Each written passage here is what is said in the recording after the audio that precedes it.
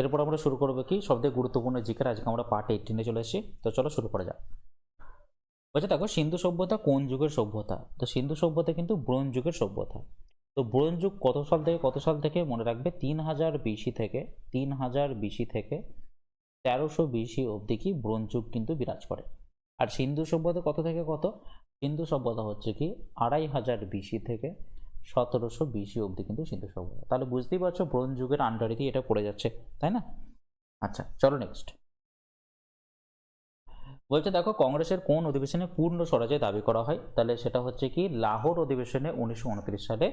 কোন নদীর তীরে? সেটা মনে রাখবে, রাভি নদীর তীরে প্রথম পূর্ণ স্বরাজ আর কি, সে প্রথম পতাকা উত্তোলন করা হয় আমাদের ইন্ডিয়ার কিন্তু রাভি নদীর তীরে। তো লাহোর অধিবেশনের উপরে বেস করে আর কি করা হয়েছিল। তো এরপর যেটা বলা, তো লাহোর অধিবেশনে কে প্রেসিডেন্টশিপ করেছিল? সেটা কিন্তু মনে রাখবে জওহরলাল নেহেরু। তো তিনি ছিলেন হচ্ছে আমাদের দেশের প্রথম প্রধানমন্ত্রী, এবং সর্বোচ্চ বেশি স্থায়ীকাল কিন্তু ছিল এই জওহরলাল নেহেরুরই কিন্তু ছিল, বেশি স্থায়ী ছিল, মানে 1947 থেকে পুরো 1964 অবধি তিনি কিন্তু স্থায়ী ছিলেন। আচ্ছা, এরপরে নেক্সট যেটা হচ্ছে রাভি নদী তীরে বলেই দিলাম এটা জওহরলাল নেহেরু। হ্যাঁ, ওকে, আর কিছু এখানে বলার নেই। তো চলো নেক্সট। আচ্ছা হ্যাঁ, আরেকটা বলার আছে, সেটা হচ্ছে তখনকার সময় গভর্নর জেনারেল কে ছিলেন? সেটা মনে রাখবে লর্ড আরউইন ছিলেন তখনকার দিনের কিন্তু গভর্নর জেনারেল। নেক্সট চলো, নিচের কোনটি একটি অপারেটিং সিস্টেম নয়? অপারেটিং সিস্টেম নয় হচ্ছে কি ওরাকল হচ্ছে একটা তথ্য সংগ্রহ করে শুধুমাত্র। আর অপারেটিং সিস্টেম হচ্ছে লিনাক্স, উইন্ডোজ, ডস, এগুলো সব অপারেটিং সিস্টেম। এটা আগেও পড়েছে, এটা এবারেও পড়েছে, মানে আমি তোমাদের যখন কনস্টেবলে পড়িয়েছি, কনস্টেবলেতে এই প্রশ্নগুলো পড়েছে। নেক্সট চলো, বলছে 1791 সালে বেনারসে কোন কলেজ প্রতিষ্ঠিত হয়? তো 1791 সালে বেনারসেতে তোমার সংস্কৃত কলেজ প্রতিষ্ঠিত হয়। তো সংস্কৃত কলেজ বেনারসে প্রতিষ্ঠিত হয় 1791 সালে। তো কে প্রতিষ্ঠা করেন? সেটা হচ্ছে কি জোনাথন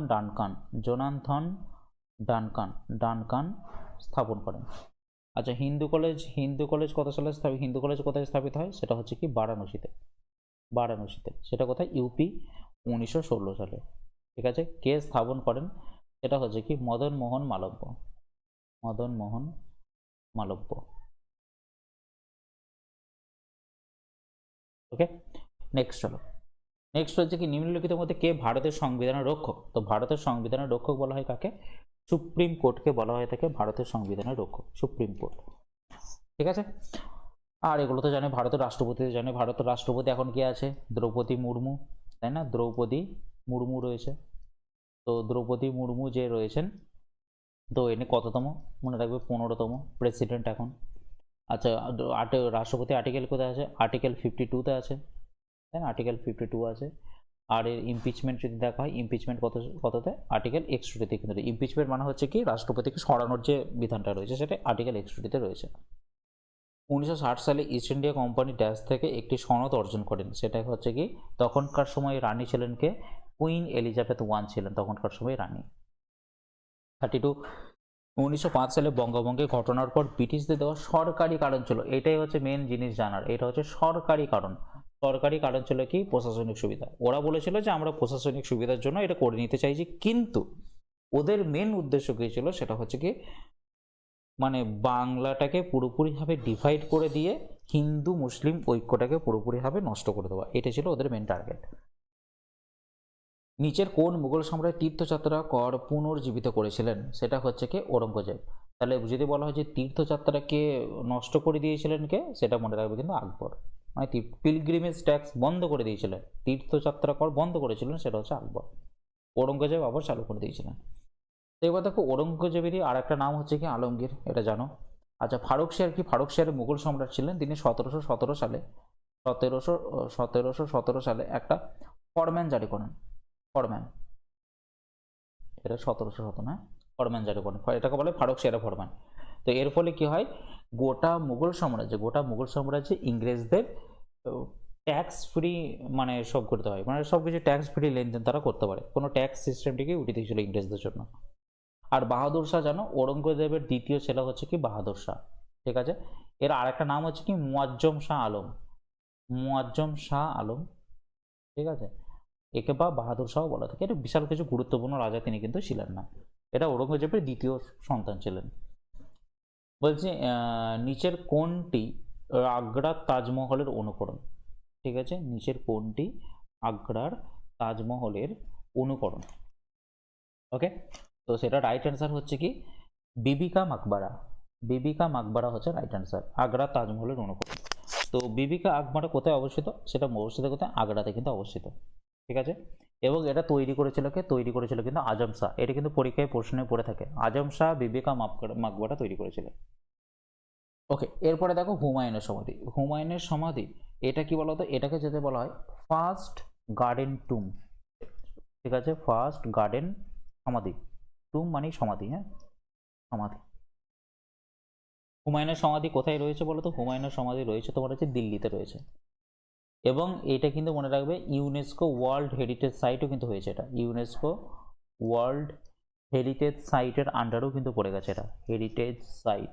কত সালে দেওয়া হয়েছে? 1993 সালে এটাতে ওয়ার্ল্ড হেরিটেজ সাইটের আখ্যায়িত করা হয়েছে। আচ্ছা, দরিয়াতে দৌলত বাগ, দরিয়াতি দৌলত বাগ এটা কার বলো তো? এটা কার সমাধিস্থল? এটা হচ্ছে কি তোমার টিপু সুলতান। ঠিক আছে, টিপু সুলতান এটা। আর আকবরের সমাধি কোথায় হয়েছিল? আকবরের সমাধি হয়েছিল তোমার সিকান্দারা। ঠিক আছে, সিকান্দারা, সিকান্দারাতে আকবরের সমাধি হয়েছিল। ওকে, নেক্সট চলো। মহাত্মা গান্ধী কোন ঘটনার পর দ্বিতীয় গোলটেবিল সম্মেলনে অংশগ্রহণ করেছিলেন? সেটা হচ্ছে কি 1931 সালে মার্চের গান্ধী আরএন চুক্তি স্বাক্ষর করার পর তিনি কি দ্বিতীয় গোলটেবিল বৈঠকে অংশগ্রহণ করেছিলেন, এবং একমাত্র তিনি ওই দ্বিতীয় গোলটেবিল বৈঠকেতে গিয়েছিলেন, আর কোনো গোলটেবিল বৈঠকে কিন্তু যাননি। ঠিক আছে, আচ্ছা নেক্সট হচ্ছে নিম্নলিখিত কোন বছরে ভারতীয় জাতীয় সেনাবাহিনী গঠিত হয়েছিল? তো ভারতের জাতীয় সেনাবাহিনী গঠিত হয়েছিল বা কি আইএনএ। ঠিক আছে, ভারতীয় জাতীয় সেনাবাহিনী। তো ইন্ডিয়ান ন্যাশনাল আর্মি গঠিত হয়েছিল কত সালে? 1942 সালে গঠিত হয়েছিল। তাহলে রাইট অ্যান্সার হবে কি অপশন 2, 1942। তো কে তৈরি করেছিল? সেটা হচ্ছে কি মোহন সিং তৈরি করেছিল। তো পরবর্তীকালে এটাই সুভাষচন্দ্র বোস লিড করে। এটা সুভাষচন্দ্র বোস 1943 সালে এসে এই আইএনএটাকে লিড করতে শুরু করে। বলছে কোন বিভাগ দেশব্যাপী ডিজিটাল লাইফ সার্টিফিকেট ক্যাম্পেইন 2.0 চালু করেছে? তো কোন বিভাগ বলো তো? পেনশন এবং পেনশনভোগী বিভাগ। নেক্সট দেখো, নিচের কোনটির কারণে সুনামি হয়? তাহলে কোনটির কারণে সুনামি হয়? সেটা হচ্ছে কি ভূমিকম্প। তো ভূমিকম্পের জন্যই কিন্তু সুনামি হয়ে থাকে। ওকে, নেক্সট দেখো, কাশ্মীর উপত্যকা কাদের মধ্যে অবস্থিত? কাশ্মীর কিন্তু পীরপাঞ্জল এবং হিমাদ্রির মাঝখানে অবস্থিত হচ্ছে কাশ্মীর উপত্যকা। ঠিক আছে, তো পীরপাঞ্জল কোথায় বলতো? পীরপাঞ্জল হচ্ছে মনে রাখবে এটা মধ্য হিমালয়ের পার্ট এটা। ঠিক আছে, মধ্য হিমালয়ের পার্ট এগুলো। ঠিক আছে, আর হিমাদ্রি তো বুঝতে পারছো সব থেকে টপ। ঠিক আছে, হিমাদ্রি হচ্ছে সব থেকে মানে হিমাদ্রি মধ্য হিমালয়, আর হচ্ছে কি শিবালিক হিমালয় লাস্টের দিকে রয়েছে। শিবালিক হচ্ছে সব থেকে বাইরের দিকে, আর পীরপাঞ্জলটা একদম মধ্য হিমালয়ের পার্ট, এটা হচ্ছে মাঝখানে অবস্থিত। নেক্সট চলো, নিচের কোনটি আগ্রা তাজমহলের অনুকরণ? তো একই প্রশ্নই বারবার হয়ে গেছে, সেটা হচ্ছে বিবিকা মাকবারা। চলো নেক্সট প্রশ্নে যাই। বলছে লাইপেজ উৎসেচক শরীরের কোন অঙ্গ দ্বারা উৎপাদিত হয়? তো লাইপেজ উৎসেচক হয় কি অগ্নাশয় থেকে কিন্তু উৎপাদিত হয় লাইপেজ।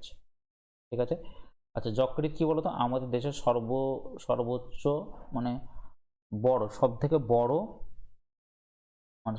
বড় অঙ্গ হচ্ছে কি আমাদের যকৃৎ। ঠিক আছে, যকৃৎ। আচ্ছা ইউরিয়া কোথায় তৈরি হয় বলতো? ইউরিয়া তৈরি হয় কিন্তু যকৃতেই তৈরি হয় ইউরিয়া। কোন চক্রের মাধ্যমে? মনে রাখবে এটা হচ্ছে কি অর্নিথিন চক্রের মাধ্যমে কিন্তু তৈরি হয়। আচ্ছা এবার দেখো এই যে ফুসফুস যেটা রয়েছে, ঠিক আছে, ফুসফুস যেটা রয়েছে, তো ফুসফুসে কি বলতো? রক্ত এখানে কি হয়? রক্ত পরিশ্রুত হয় কিন্তু ফুসফুসেতে রক্ত পরিশ্রুত হয়। ঠিক আছে, তো চলো নেক্সট। হ্যাঁ, লালাগ্রন্থি কি বলতো? লালাগ্রন্থির একটা গ্রন্থির নাম কি বলতো? প্যারোটিড গ্রন্থি আছে, প্যারোটিড গ্রন্থি। আর কি রয়েছে? সাবম্যান্ডিবুলার রয়েছে। আর কি আছে? সাবলিঙ্গুয়াল আছে, তাই না? সাবলিঙ্গুয়াল, লিঙ্গুয়াল, এগুলো হচ্ছে সব কি লালা গ্রন্থি। এগুলো প্যারোটিড, সাবম্যান্ডিবুলার, সাবলিঙ্গুয়াল এগুলো সব হচ্ছে লালা গ্রন্থি একদম। এবার দেখো সৌরকোষ কোন নীতিতে কাজ করে? সেটা হচ্ছে কি ফটোভোল্টিক প্রভাবের থ্রু দিয়ে সৌরকোষ কিন্তু কাজ করে। নিচের কোন প্রাণীটি স্তন্যপায়ী প্রাণী উদাহরণ নয়? এটা হচ্ছে কি পেঙ্গুইন। তাহলে পেঙ্গুইন কোন প্রজাতি বলো তো? পেঙ্গুইন হচ্ছে এক ধরনের পক্ষী, বার্ড। নেক্সট বলছে সাধারণ তুলাযন্ত্র কোন শ্রেণীর লিভার? সাধারণ তুলাযন্ত্র হচ্ছে কি প্রথম শ্রেণীর লিভার। তো প্রথম শ্রেণীর লিভারে কি থাকে? প্রথম শ্রেণীর লিভারেতে থাকে তোমার হচ্ছে কি আগে এখানে বল থাকে, মাঝখানে আলম্ব থাকে এবং এইদিকে থাকে তোমার কি ভার, মাঝখানে আলম্ব থাকে। তো এরপরে কি হচ্ছে, তাহলে এর উদাহরণ কি রয়েছে? তোমার কাঁচি রয়েছে, ঠিক আছে, ঢেঁকি, শাবল, ঠিক আছে, আর তো এই তো বললাম সাধারণ তুলাযন্ত্র এগুলো রয়েছে।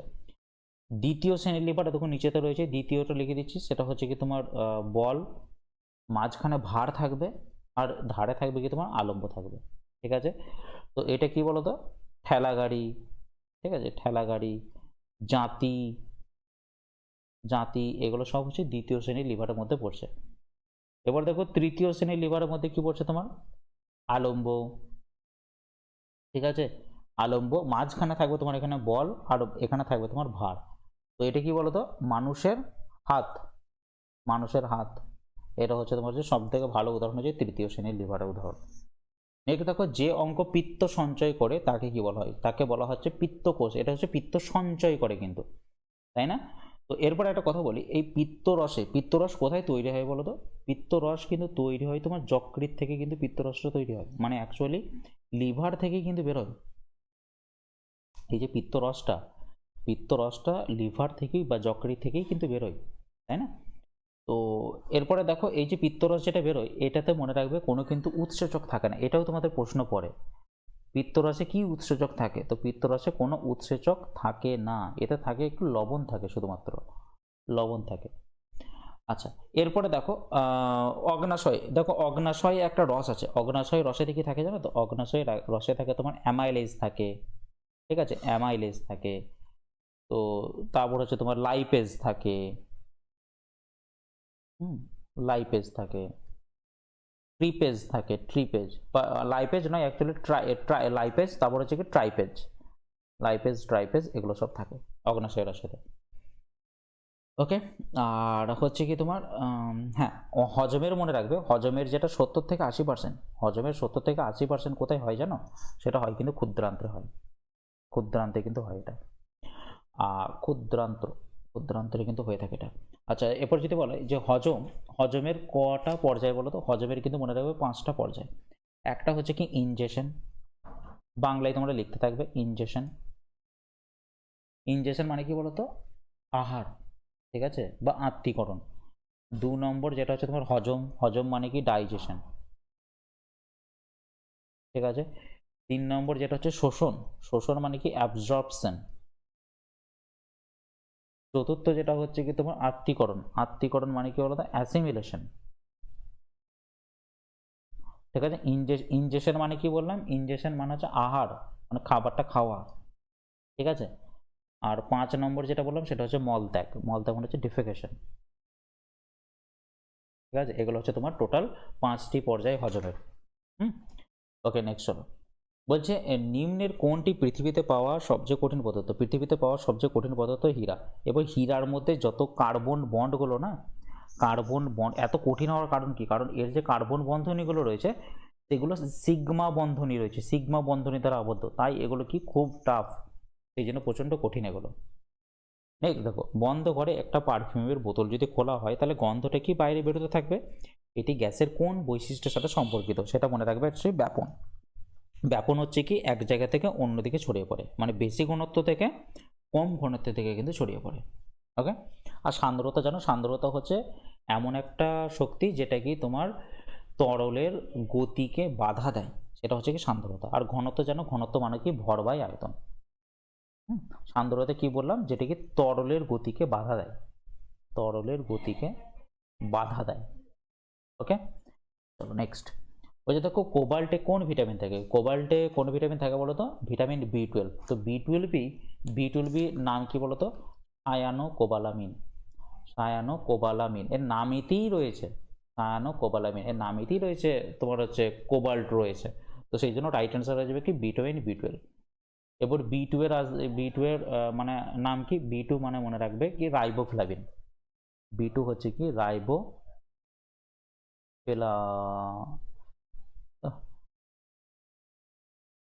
রাইবোফ্লাভিন, ও রাইবোফ্লাভিন, ভিটামিন বি টু। আচ্ছা B6 কি বলো তো, B6 হচ্ছে তোমার পাইরিডক্সিন, B6 হচ্ছে পাইরিডক্সিন। আর B1 কি, B1 হচ্ছে কি থিয়ামিন, ঠিক আছে। আচ্ছা এবারে দেখো B3টা বলে দিই, B3 হচ্ছে তোমার হচ্ছে নিয়াসিন, ঠিক আছে। B4 হচ্ছে তোমার কোলিন, B5 হচ্ছে কি প্যান্টাথনিক অ্যাসিড,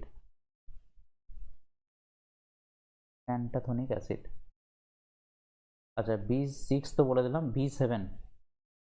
B7 হচ্ছে তোমার বায়োটিন, B7 হচ্ছে বায়োটিন। আচ্ছা আর B7 হয়ে গেল। আর হচ্ছে B8, তো B8 হচ্ছে তোমার ফলিক অ্যাসিড, ঠিক আছে। B9 হচ্ছে তোমার ফলিক অ্যাসিড, ঠিক আছে। B9 হচ্ছে তোমার ফলিক অ্যাসিড,